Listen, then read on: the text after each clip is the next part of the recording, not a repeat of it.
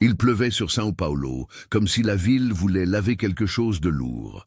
Les gouttes frappèrent le toit du forum João Mendes, en un rythme métallique, et à l'intérieur, sous l'éclat froid des néons, des tenues sombres semblaient absorber toute chaleur.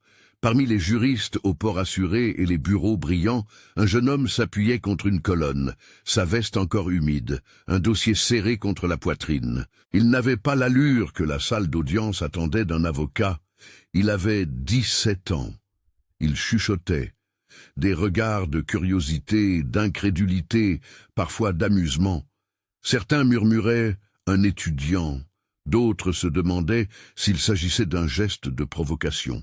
Mais le jeune homme, José Rafael, ne regardait pas autour de lui pour chercher des alliés dans la salle. Il regardait Dona Marta, assise sur le banc des parties, ses mains usées serrant un chapelet, son manteau trop fin contre l'humidité. Il y avait entre eux une confiance tranquille, silencieuse, née d'années où les choses essentielles se disent sans mots. Le dossier qui reposait sur la table de José n'était pas une pile de papiers improvisés. C'était le fruit d'heures passées à décrypter registres, photocopies jaunies, déclarations écrites par des voisins et d'une expertise demandée discrètement. Une expertise, une analyse technique menée par un spécialiste indépendant pour vérifier la véracité d'un document, une pièce capitale dans une contestation de propriété. Ce mot « expertise » allait bientôt revenir comme un trop court battement de cœur. En face, le nom de la partie adverse flottait sur la table, Agrosan. Une entreprise qui possédait les ressources, les avocats, la prestance. Marcos Tavares, costume impeccable, sourcils d'acier, fit un geste de la main comme pour rappeler la salle à l'ordre. Le juge Joaquim Braga saisit son maillet avec une pratique qui dégageait autorité, mais pas hostilité. Il n'était pas l'ennemi. Simplement, il représentait ce scepticisme institutionnel qui pèse sur quiconque paraît détonné. La tension n'était pas une tempête. C'était une pression progressive, comme si l'air même de la salle d'audience attendait que la première phrase casse le silence. C'est José qui parla en premier. Sa voix n'était ni criarde ni prétentieuse. Elle était mesurée, calibrée pour être entendue au-delà des préjugés. Il annonça quel était l'enjeu. La terre où Dona Marta vivait depuis des décennies était revendiquée par Agrosan sur la base d'actes de propriété que la défenderesse contestait. Un acte de propriété, expliqua-t-il, avant même qu'on ne le lui demande, c'est un document qui atteste officiellement qu'une personne possède un bien. Possession de fait, ajouta-t-il, c'est l'occupation, l'usage quotidien, la présence constante qui, dans les faits, prouve un lien réel avec le lieu. Ces précisions, dites d'une manière simple, firent tiquer certains jurés. Ce procès ne serait pas seulement une bataille de noms sur du papier. Il s'agissait de vie réelle contre pouvoir économique. Avant de poursuivre, il y eut un moment où la salle sembla retenir son souffle. José posa sur la table une liasse de copies soigneusement reliées. Les feuillets captaient la lumière de la salle et l'illustraient comme un fossile d'injustice presque palpable. Signature, date, tampon administratif, note marginale. Sur une page, un tampon mal collé trahissait l'imprécision d'une procédure. Sur une autre, une signature présentait des traits répétitifs qui, à l'œil averti, n'appartenaient pas à la même main. Il montrait, il expliquait, il liaisait preuves documentaires et réalité sociale. Le premier micro-hook, une signature, et tout bascule. « Votre honneur », dit-il en s'adressant au juge, « nous demandons l'annulation des inscriptions faites au nom d'Agrosan et la reconnaissance de la possession continue de ma cliente. Nous avons présenté une expertise indépendante qui met en doute la régularité de certains documents. » Marcos Tavares fronça les sourcils. Pour lui, ces pièces étaient le résultat d'une procédure administrative parfaitement effectuée par son équipe. L'entreprise, depuis son siège, semblait aimer le mot « régularité ». Quand la régularité est servie par des conseillers qui savent parler l'air des tribunaux, elle devient un bouclier. Mais peu à peu, sous l'éclairage neutre de la loi, ce bouclier perdrait quelques éclats. Un garçon de 17 ans, une vieille dame, une multinationale, qui pensera qui va gagner. Ce que certains avaient murmuré dans l'audience résonnait désormais comme un défi silencieux. José n'avait pas seulement préparé des documents.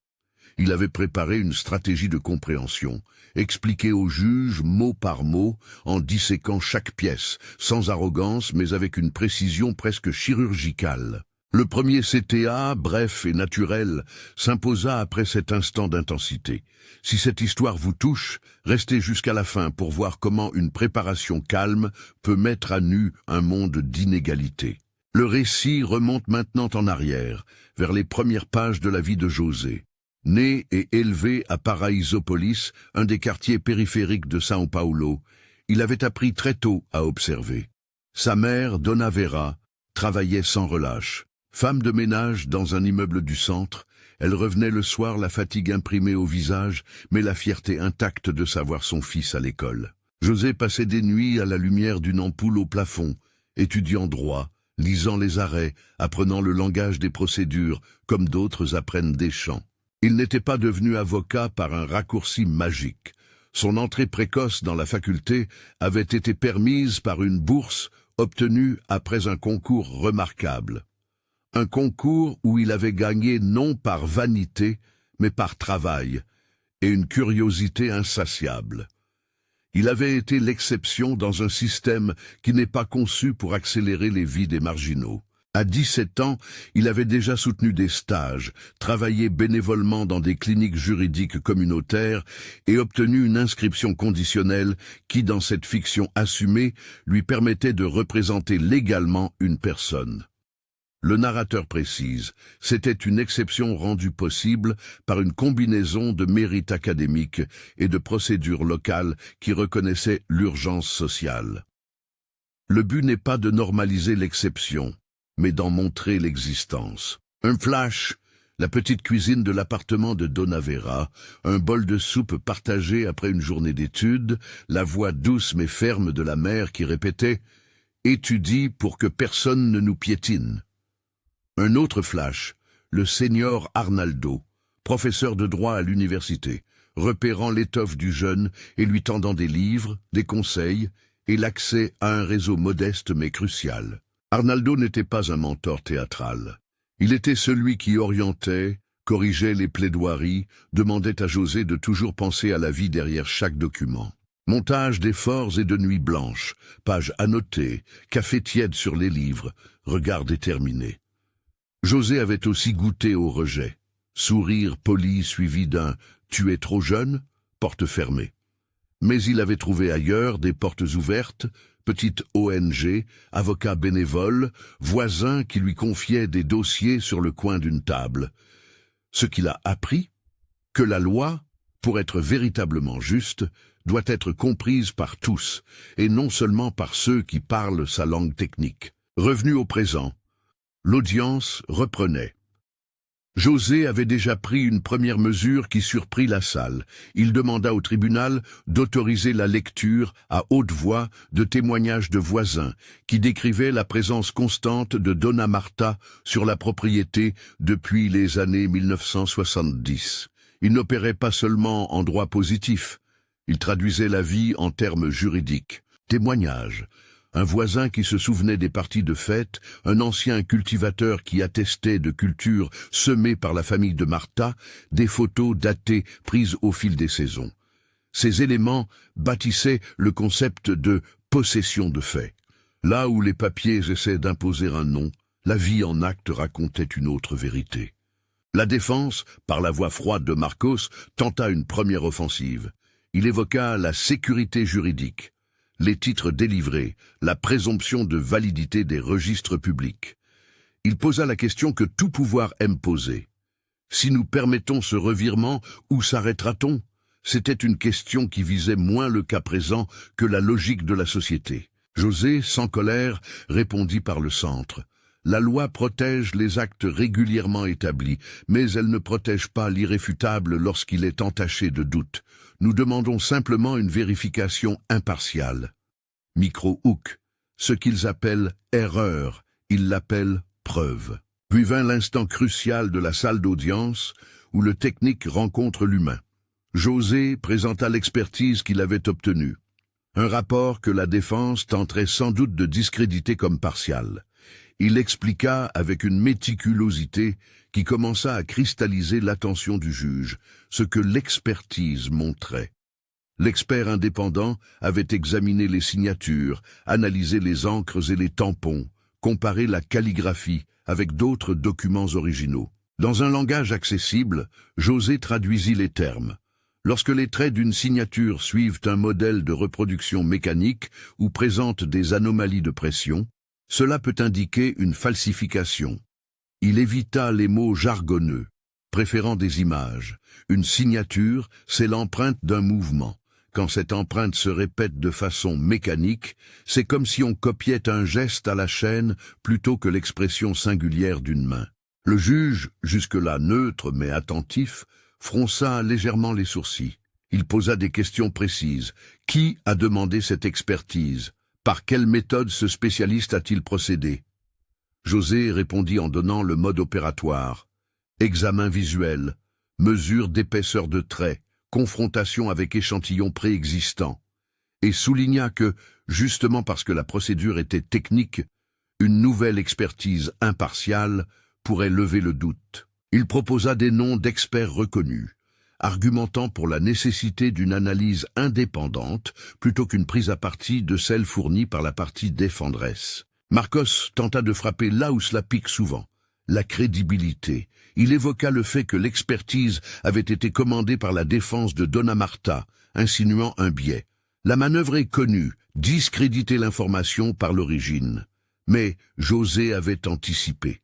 Il admet la provenance, puis montra que les méthodes employées par l'expert, transparentes et documentées, pouvaient être vérifiées ou reproduites par un tiers. Ce n'était plus une affirmation de parti pris, c'était un protocole. Le public dans la salle sentit la partie glisser d'une querelle de paroles à une confrontation de procédure. Pendant qu'il parlait, le narrateur remarque la scène plus large, des téléphones portables captant des images à la dérobée, des voisins de Dona Marta serrant les mains en regardant une jeune fille, Luana, assise au fond, les yeux brillants d'une admiration qui n'était pas seulement pour l'homme, mais pour ce que sa posture signifiait. Qu'on pouvait venir de quelque part et s'asseoir face à un pouvoir sans se démettre de sa dignité. Ne pas oublier, le juge n'était pas la caricature d'un personnage haineux. Joaquim Braga était plutôt enfermé dans une exigence de preuves et de procédure. Il savait que le tribunal n'était pas une tribune pour les émotions, mais un instrument technique. Son scepticisme était professionnel. Toutefois, le développement de l'affaire commençait à le troubler, pas par sympathie pour la jeunesse, mais par la solidité méthodologique des allégués de José. L'avocat adverse accentua sa posture. Nous maintenons que les actes sont réguliers. Les registres publics confirment l'inscription. L'entreprise a agi de bonne foi en se basant sur ces documents. Ce bon droit supposé était un masque qui protégeait une puissance économique. Le procès, dans ces moments, prenait la forme d'une lutte entre deux langages, celui de la formalité administrative et celui des preuves matérielles. Un autre micro-hook surgit. Quand la loi rencontre la vie, la vérité se révèle. La salle attendait la prochaine pièce qui ferait basculer l'opinion. José demanda alors l'audition d'un témoin clé. Un ancien employé d'Agrosan qui, selon des déclarations préalables, aurait des informations sur la manière dont certains titres auraient été constitués. Le suspense monta d'un cran. L'existence d'un témoin interne pouvait transformer une procédure léthargique en tempête. Marcos opposa un refus immédiat, arguant que l'employé n'était pas habilité à parler ou que ses déclarations étaient obsolètes. Le juge, prudent, reprit ordre et convia l'employé en rappelant les règles basiques. Un témoin peut être entendu si sa déposition a un lien pertinent avec l'affaire. Coup de théâtre minimal mais décisif. L'employé se présenta enfin, visage fermé, hésitant. Il expliqua que dans certaines occasions, des documents circulaient d'un bureau à un autre, et que des tampons étaient apposés bien après les signatures. Sa voix se brisa sur un détail administratif qui, s'il était avéré, minerait la présomption de régularité. Un tampon post-daté, une page jointe après coup. À l'audition, Sa parole n'était pas un grand aveu, mais des morceaux d'administration qui, assemblés, pourraient créer une logique de falsification ou du moins d'irrégularité. La défense s'employa à miner la crédibilité du témoin. Souvenirs flous, pression psychologique, opportunisme. Mais l'audience n'était plus seulement une lecture appliquée de registres. Elle devenait l'exploration d'un labyrinthe d'actes humains, d'erreurs et peut-être d'intentions. Les visages dans la salle changèrent. Le juge, qui jusque-là avait adopté une posture distante, commença à poser des questions d'une manière moins mécanique. La dynamique avait évolué. La procédure exigée par le tribunal se heurtait à la réalité concrète de vie. Un silence qui pesa comme une phrase non prononcée. Et si la vérité n'était pas seulement dans le registre, mais dans l'histoire des gens qui avaient vécu sur cette terre, cela n'enlevait rien au statut juridique des documents, mais donnait au tribunal une raison de demander plus qu'une simple vérification formelle. La vétusté des documents concernés s'assembla avec les témoignages de voisins et l'expertise graphique. L'assemblage formait ce que José appelait une ligne de doute sérieuse. Dans le langage juridique, un doute sérieux sur l'authenticité d'un acte justifie une procédure d'investigation plus approfondie. José formula donc une demande que beaucoup attendaient sans oser la dire, une expertise judiciaire indépendante, ordonnée par le tribunal, impliquant un spécialiste choisi par la Cour et non par les parties. Marcos s'opposa fermement. « C'est un détournement de procédure, dit-il. Vous créez une nouvelle enquête sur un dossier déjà constitué. » Mais l'argumentation de José, construite, calme, fondée sur la méthode, fit son chemin. Il ne réclamait pas la condamnation sur un coup d'émotion. Il demandait simplement du temps et des moyens objectifs pour examiner des pièces qui paraissaient, au premier regard, suspectes. Le juge hésita. Ce fut un moment dense, où tous les regards se tournèrent vers sa figure. Joaquim Braga pesa les implications. Ordonner une expertise judiciaire indépendante allongerait le procès, porterait un coup à la procédure expéditive que favorisent souvent les puissances économiques, mais permettrait d'entrer dans le cœur même de la question, l'authenticité des documents. La neutralité devait primer. La décision fut prise dans une phrase mesurée. Le juge ordonna la production d'une expertise judiciaire complémentaire et fixa une audience à venir pour l'examen du rapport. Ce fut une victoire protocolaire pour José. La Cour reconnaissait que des doutes existaient et que l'affaire était une vérification impartiale. Mais l'issue n'était pas un triomphe. La reconnaissance d'un doute n'était que la porte d'entrée vers une lutte plus intense. Les jours à venir seraient consacrés à la confrontation de spécialistes, à des attestations contradictoires et à une bataille d'interprétation. Le tribunal n'avait pas tremblé encore au sens dramatique du mot. Ce qui avait tremblé, c'était l'assurance d'une procédure qui se croyait achevée.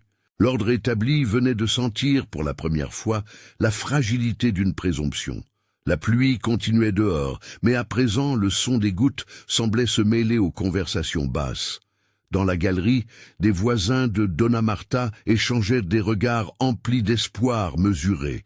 Luana, la jeune fille qui suivait l'affaire, sortit son carnet et y écrivit une phrase. « On ne doit pas être né dans le bon quartier pour s'asseoir face à la justice. » Pour elle, José incarnait une possibilité autrement que par spectacle, une manière de transformer savoir en instrument. À la sortie, la presse locale commença à se regrouper autour de la petite foule. Un journaliste posa la question convenue. Est-ce qu'un garçon de 17 ans peut renverser une multinationale? José répondit sans emphase. La loi n'appartient à personne. Elle appartient à ceux qui la comprennent et qui la défendent. Ces mots étaient simples, mais ils portaient une charge qui fit résonner la question au-delà du micro. On pensa un instant que tout cela allait adoucir fermement les antagonismes. Mais la rue ne se transforme pas en tribune d'un coup. La victoire procédurale de demander une expertise n'effaçait pas l'immense effort à venir. Convaincre des spécialistes, résister à des pressions sourdes, protéger la cliente de manœuvres dilatoires. L'entreprise Agrosan avait des ressources, donc elle allait user de tout ce que le système permettait, délai, recul, demande de documentation supplémentaire. Ce qu'on vit ensuite fut la véritable mesure de la bataille. Dans les jours qui suivirent, José ne cessa pas de travailler. Il passa des heures à compiler, à rencontrer Noé, l'ex-employé d'Agrosan, à récolter nouveaux témoignages, à croiser les dates. Il organisa des rencontres dans l'église du quartier, chez Donna Marta, dans la bibliothèque municipale, mobilisant des voisins, des professeurs et même des étudiants qui voulaient apprendre à rédiger une déposition. Ce n'était pas une campagne médiatique. C'était un travail de terrain qui transformait les preuves en récits vérifiables. On vit dans ces moments l'importance du mentorat. Le professeur Arnaldo, en retrait mais présent, conseillait sur la manière de construire des questions d'expertise, sur les limites de la contestation. Donna Vera, la mère, se contentait de préparer des sandwichs pour la petite équipe, fière mais inquiète. José, lui, ne se laissait pas abattre par la fatigue. Il convertissait la pression en méthode. Sa jeunesse, au lieu d'être un handicap, devenait l'arme paradoxale de sa ténacité. Il pouvait travailler des heures sans se lasser et apprendre des choses nouvelles plus vite. Les réseaux sociaux commencèrent à se charger d'extraits. Un court enregistrement de la déclaration de l'employé, une photo de José avec le dossier taché d'eau, des commentaires émerveillés ou suspicieux. La communauté se serre la main. Des voisins de retraités apportèrent des lettres de soutien. Une petite pétition visant à protéger le droit au logement fut lancée, signée par des habitants du quartier et des sympathisants de la ville. C'était la transformation sociale dont parlait le projet naissant Justice pour tous. Marier la procédure technique à l'organisation populaire. Mais la machine adverse se mettait en marche. Agrosan mandata des avocats pour multiplier les recours administratifs. Les jours consacrés à l'expertise furent repoussés à plusieurs reprises par des demandes de report. C'était une tactique classique. User l'autre, créer la fatigue, espérer que l'élan social s'érode avec le temps. José le savait. Il organisa des permanences juridiques pour expliquer à la communauté les implications des délais et pour montrer que la lutte procédurale n'était pas seulement un combat pour une personne, mais pour un principe. La tension prit un tour plus intime lors d'une visite nocturne à Donna Marta.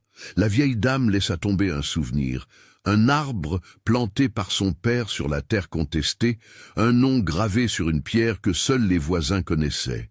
Ces objets-là, ces traces d'affection humaine ne se présentent pas comme des documents officiels, mais ils parlent d'une continuité. José écrivit ces éléments dans un cahier, non pour en faire une preuve isolée, mais pour les inclure dans la trame d'un récit cohérent. Preuve documentaire, preuve testimoniale, preuve matérielle. Sur le plan judiciaire, l'affaire prit une tournure logique. L'expertise judiciaire fut finalement ordonnée pour une date précise.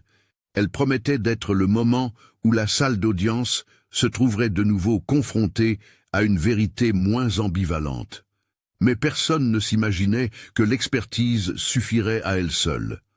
Les experts pouvaient s'opposer, les méthodes pouvaient être contestées et les résultats interprétés. L'enjeu n'était pas de compter sur une vérité unique, mais sur la capacité à articuler, dans la procédure, une ligne cohérente qui soutiendrait la réalité vécue par Donna Marta. Le soir précédant la remise du rapport, la communauté se rassembla. Une cérémonie modeste, des paroles, des chansons. José y parla peu. Sa force se lisait dans son regard. Ses mots furent simples. Nous agissons pour que demain, d'autres puissent avoir accès à une justice qui écoute. Ce n'était pas une promesse magique. C'était un engagement calibré, ajusté au réel. Le public applaudit doucement, non par un enthousiasme naïf, mais par reconnaissance de l'effort. Le lendemain, la salle d'audience retrouva ses rôles. Les experts placés par le tribunal furent introduits. Le dossier était plus épais, l'émotion plus contenue, mais la pression augmentait. La question n'était plus si José avait eu raison de demander une expertise, mais si l'expertise allait pencher en faveur de la thèse d'une falsification ou si elle renforcerait la présomption de régularité. L'avenir de Dona Marta dépendait de la capacité à faire converger des éléments apparemment disparates vers une conclusion claire. Et c'est précisément ici, à la croisée de la technique et du symbolique, que la narration s'arrête pour prendre son souffle. Un juge, même équitable, n'est pas immuable, et le tribunal peut être ébranlé non par un seul geste spectaculaire, mais par l'accumulation d'arguments rigoureux, par la démonstration que la compétence et l'engagement moral peuvent changer la perception des faits. José savait cela. Il savait aussi que, au-delà du tribunal, la transformation à venir dépendrait de la façon dont la victoire juridique, si elle venait, serait convertie en action concrète pour la communauté. La pluie avait cessé. Les nuages bas restaient, lourds d'un printemps encore incertain. Dans la salle, chacun rejoignit son rôle. Avocat, témoin, expert, juge. L'issue promettait d'être décisive, mais non définitive. Le cours normal du droit demanderait temps, précision et patience. Et pourtant, une chose avait déjà changé. La manière dont le tribunal regardait le dossier ne serait plus la même. Le simple fait que la Cour ait ordonné une expertise judiciaire montrait que la parole d'une vieille dame et l'acharnement d'un garçon de 17 ans pouvaient exiger du système qu'il se mette à la peine d'examiner la réalité. La suite se préparerait dans la chambre d'expertise, dans les échanges techniques, dans les nuits de relecture. Le tribunal, humblement, était en train de vaciller, non pas parce qu'il était faible, mais parce qu'il avait accepté d'écouter. C'était, pour le moment, la plus forte secousse, celle qui transforme le doute en investigation et ouvre la porte à ce qui pourrait, un jour, être une vraie réparation. L'expertise judiciaire entra dans sa phase la plus brute.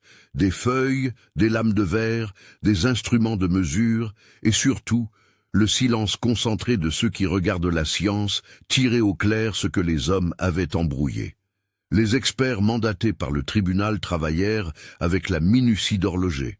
Observation de traits, comparaison d'images, test d'encre, vérification des tampons. Pour le public, l'expertise judiciaire se résume souvent à un mot technique. Il fallait ici lui rendre sa simplicité.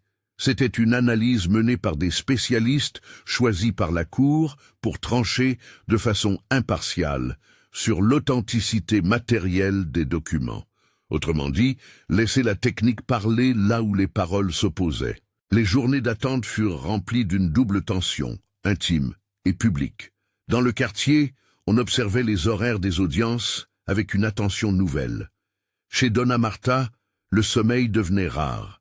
José, lui, multipliait les rendez-vous, relisait les rapports partiels, discutait avec l'expert principal, comme on affine une stratégie de discours. Il savait que la science ne substitue pas le récit humain, mais qu'elle peut le confirmer. Il savait aussi que, même face à des résultats favorables, l'adversaire tenterait d'en détourner la portée par des interprétations techniques. Le jour de la lecture du rapport arriva. La salle d'audience s'emplissait d'une solennité presque palpable. Visage tendu, stylo prêt, micro qui capte chaque syllabe. Les experts entrèrent, posèrent leur dossier, et l'un d'eux prit la parole de façon posée, expliquant d'abord la méthodologie, comparaison graphologique de signatures, examen des encres pour en déceler l'ancienneté relative, observation des tampons et des collages de feuillets au sein des dossiers. Le jargon fut aussitôt traduit en images, un trait plus profond, là où l'encre a été apposée longtemps après, une superposition de tampons qui trahit un collage postérieur, des motifs de signature qui se répètent avec une régularité mécanique plutôt qu'avec la singularité d'une main. L'idée devint claire, certains éléments de ces actes ne correspondaient pas à la chronologie officielle indiquée. José écouta, yeux rivés sur la table. Il n'intervint pas pour dramatiser, il laissa la méthodologie accomplir son travail de vérité. Quand vint son tour d'interroger l'expert, il posa des questions simples. Quelle est la marge d'erreur? Comment différencier une signature tremblante due à l'âge d'une signature créée artificiellement? Peut-on dater précisément l'encre?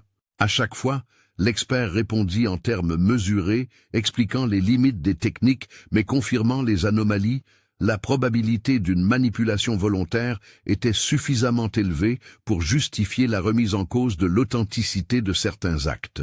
Là où la défense cherchait la certitude absolue, l'expert offrit une certitude relative, rigoureuse. Il n'était pas nécessaire de prouver une intention criminelle pour invalider une inscription qui présentait des signes sérieux d'irrégularité. Marcos tenta immédiatement de réduire l'impact du rapport.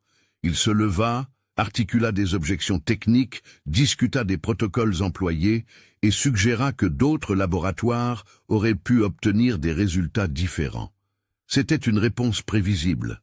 Quand la vérité scientifique menace une position de force, on conteste l'outil plutôt que la conduite. Mais José ne tomba pas dans le piège de l'escalade verbale. Il recadra en rappelant la logique procédurale.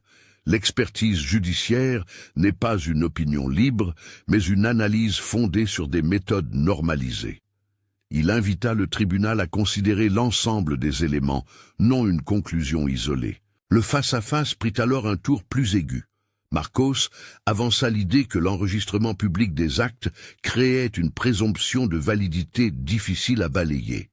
José, avec la clarté qui lui était devenue signature, répondit en déconstruisant le schéma. La présomption n'est pas invocable quand des indices sérieux d'altération apparaissent. Il le fit avec des métaphores simples. On accepte normalement la facture d'un vendeur parce que le tampon et la signature semblent en place. Mais si on découvre que la page a été ajoutée plus tard, que le tampon a été repositionné et que les traits de l'écriture présentent des motifs artificiels, la présomption s'effrite. Elle appelle vérification plus profonde. La salle ressentit la pesée de ses idées. Le juge Braga, jusque-là prudent, montrait des signes tangibles d'attention différente. Ses doigts effleuraient le cuir de son pupitre, ses sourcils se relevaient aux endroits où l'expertise apportait des nuances. Ce n'était pas un fracas, mais une modification progressive de position. Le tribunal ne tremblait pas physiquement. Il vacillait dans la certitude qui habituait ses décisions. Puis vint le moment où tout cristallisa. José demanda à produire une pièce démonstrative, une page originale conservée dans les archives municipales, cotes et dates retrouvées, comparées sous les regards à la page contestée. Il fit venir, comme témoin technique, l'ancien employé Noé. La tension monta d'un cran. Noé, dont la voix avait hésité au début, parlait désormais avec un calme crispé. Sous serment, il raconta ce qu'il savait. Parfois, les dossiers ne suivaient pas l'ordre qu'on leur donnait. Des feuillets se perdaient, des tampons étaient apposés lors de traitements ultérieurs. Il ne fit pas d'accusations tonitruantes.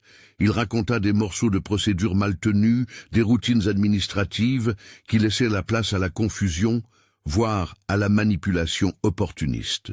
Sa parole, même nuancée, fit tomber des pièces du puzzle qui rendaient vraisemblable l'hypothèse d'une falsification ciblée. Marcos s'efforça de disqualifier Noé. Mémoire floue, intérêt personnel, contradiction. Mais le temps jouait contre ses attaques. D'autres voisins, appelés au fil des jours, corroborèrent l'existence d'une présence continue de Donna Marta. Les photographies anciennes montrant la maison avec ses jardins, les factures d'achat d'engrais tamponnées par des marchands locaux, les témoignages de fêtes familiales, l'ensemble tissait une trame de vie impossible à réduire à de simples impressions. C'est à ce moment précis que le juge posa une question qui mit en lumière la portée morale du procès. Si la falsification est avérée, qui protège les faibles contre le pouvoir économique? Si la procédure sert à masquer des erreurs ou des détournements, quelle confiance restituera-t-on au registre public? La question n'était pas rhétorique. Elle pesait sur les épaules de tous. Reconnaître le droit, c'est aussi préserver l'intégrité des procédures qui le garantissent. La plaidoirie finale de José fut une leçon de mesure et de force contenue. Il rappela d'où venait ce dossier. Non d'une passion vindicative, mais d'une obligation de protéger une vie construite sur un terrain. Il énonça, point par point, comment les éléments convergeaient, la discordance des encres, le collage de pages après la date officielle, les témoignages concordants et la faiblesse des justifications apportées par l'entreprise. Il articula chaque preuve. non pour produire une mise en scène émotionnelle, mais pour assembler une logique implacable. Sa parole, technique et humaine à la fois, trouvait sa puissance précisément parce qu'elle n'était pas excessive. Le tribunal sentit la cohérence. Marcos tenta un ultime sursaut, insistant sur le principe de sécurité juridique. La stabilité des titres doit être protégée pour l'économie. Mais la salle n'était plus celle du mépris. Certains collègues de Marcos baissaient la tête, d'autres échangeaient des regards incertains. Le juge, à la fin, demanda un bref recess, un temps de décision nécessaire pour laisser la délibération faire son œuvre. Dans la salle d'attente, l'air semblait suspendu. Les voisins de Dona Marta se tenaient serrés, comme pour se donner mutuellement chaleur. Luana tenait un petit carnet où elle traçait des lignes, comme si l'écriture elle-même pouvait conjurer l'attente. José, près de sa cliente, joignait les mains de la vieille dame avec une familiarité respectueuse. Il n'y avait pas de célébration prématurée, seulement une confiance tranquille qui ne forçait rien. Lorsque le juge revint, il entra avec une conscience différente de celle du début du procès. Son annonce fut mesurée, presque méthodique. Il constata l'existence d'indices sérieux d'irrégularité sur certains actes produits par Agrossan. Il reconnut la valeur probante des témoignages et de l'expertise judiciaire. Il ordonna l'annulation des inscriptions litigieuses et la reconduction de la propriété au nom de Dona Marta, considérant la possession de faits et les éléments de preuve produits. Le silence qui suivit fut d'abord incrédule, puis chargé d'une émotion contenue. Les voisins éclatèrent en larmes retenues, des mains se serrèrent, des bouches chuchotèrent des merci comme s'ils prononçaient un mot sacré. Le geste du juge ne fut pas celui d'une comédie victorieuse. Il lut sa décision en évoquant la primauté de la preuve et la nécessité de ne pas sacrifier la justice à la célérité des procédures. Il félicita, d'un ton professionnel, les parties pour le respect des règles. Puis, à voix plus basse, il adressa à José une phrase qui n'était pas dans le texte officiel, mais qui pesa sur tous. « Vous avez présenté votre dossier avec clarté et méthode. C'est la manière dont la loi est faite pour fonctionner. Ce court compliment, dit sans emphase, eut l'effet d'un pansement sur des années d'invisibilité. Le tribunal avait été symboliquement ébranlé. Non pas parce qu'il avait changé de nature, mais parce qu'il avait accepté d'entendre ce qui venait d'une périphérie. La retranscription médiatique fut rapide. Le lendemain, des photos montraient une vieille dame tenant son dossier et un jeune homme portant encore les traces de la pluie sur sa veste. Les titres jouèrent du contraste. La loi entend la vie. Une victoire collective. Mais derrière les gros titres, la réalité s'installa différemment. La décision signifiait qu'il fallait maintenant transformer ce triomphe ponctuel en outil durable. José l'avait prévu. Il ne voulait pas d'une reconnaissance isolée. Il voulait que ce succès devienne levier. C'est ainsi qu'il lança « Justice pour tous ». Ce projet, né de la victoire, n'était pas une fanfare, mais un plan concret. Des permanences juridiques dans le quartier, des cliniques étudiantes pour aider à remplir des formulaires, des ateliers pour expliquer la langue du droit et un réseau de mentors. Le professeur Arnaldo et quelques avocats bénévoles acceptèrent de participer. Luana, inspirée, s'engagea pour organiser les premières séances d'information dans l'école locale. Dona Vera se contenta de tranches de pain et de thé pour les réunions, heureuse d'apporter sa contribution. Le projet ne promettait pas des solutions miraculeuses, il proposait une arme essentielle, l'accès à la connaissance du droit. La reconnaissance devint aussi une responsabilité. José fut invité à donner des conférences, à témoigner devant des associations, à expliquer comment la technique pouvait s'allier à l'empathie. Il refusa la posture de héros solitaire. À chaque intervention, il rappelait l'importance du travail collectif. Je n'ai pas gagné seul. Il y a eu des témoins, des voisins, un professeur, ma mère. Il y a eu une communauté qui a su rassembler des preuves et tenir le récit. Il parlait avec la modestie de celui qui sait que la justice n'est jamais l'œuvre d'une seule personne. Quelques mois plus tard, la cérémonie d'hommage fut sobre, mais révélatrice. Le procureur local participa, des représentants d'ONG locales applaudirent, et quelques journalistes vinrent pour documenter la suite. Le juge Braga assista aussi, cette fois non pas en magistrat de fauteuil, mais en observateur d'un geste civique. Il prononça des mots d'encouragement pour les jeunes qui s'intéressent au droit, soulignant que l'institution était forte quand elle restait attentive. Il n'exhiba pas de flagrant retournement idéologique.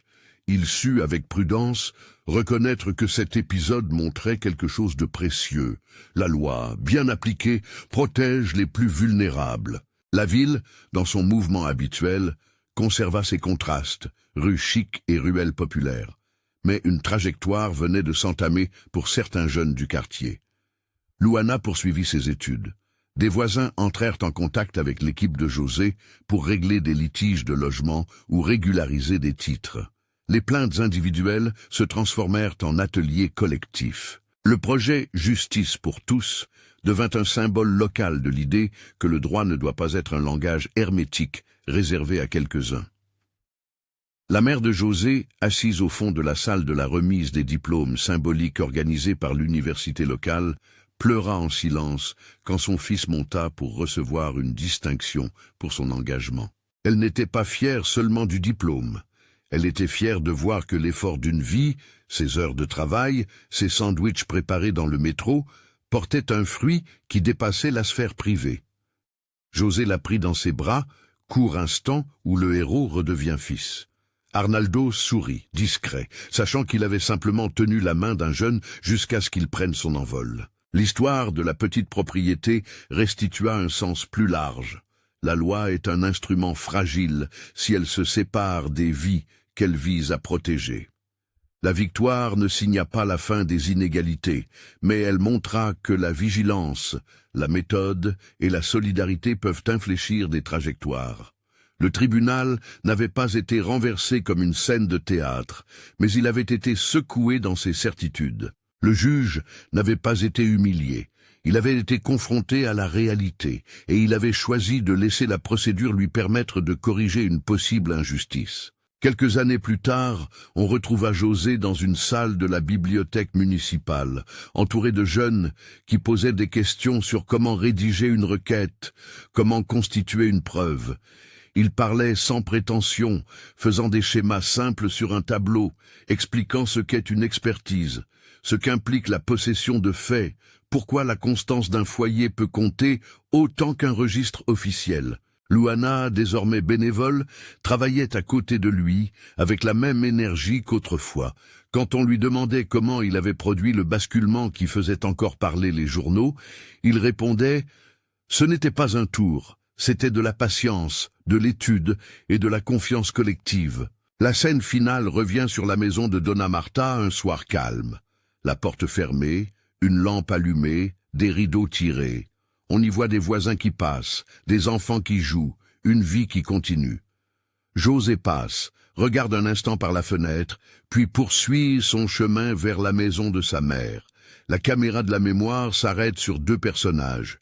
Une vieille dame qui retrouve son nom sur un acte et un jeune homme qui a choisi de mettre sa compétence au service des autres. Ensemble, ils montrent que le pouvoir du droit tient autant à la rigueur des preuves qu'à la persévérance de ceux qui se battent pour le faire valoir. Si le tribunal a tremblé, ce fut d'abord parce qu'il a senti la force d'une parole appuyée sur la science et sur la vie. Le juge a changé d'attitude, non parce qu'un miracle l'a contraint, mais parce que l'assemblage des preuves, la clarté d'une plaidoirie et la dignité d'une communauté l'ont amené à revoir une décision possible. La leçon reste simple. L'accès au droit est un outil d'émancipation, mais il exige du courage, de la méthode et surtout de la solidarité. Si cette histoire vous a inspiré, partagez-la avec quelqu'un qui croit encore que la justice est l'affaire de tous. Abonnez-vous pour découvrir d'autres récits où la connaissance rencontre la dignité et pensez à votre manière à soutenir des initiatives locales qui rendent le droit proche des gens.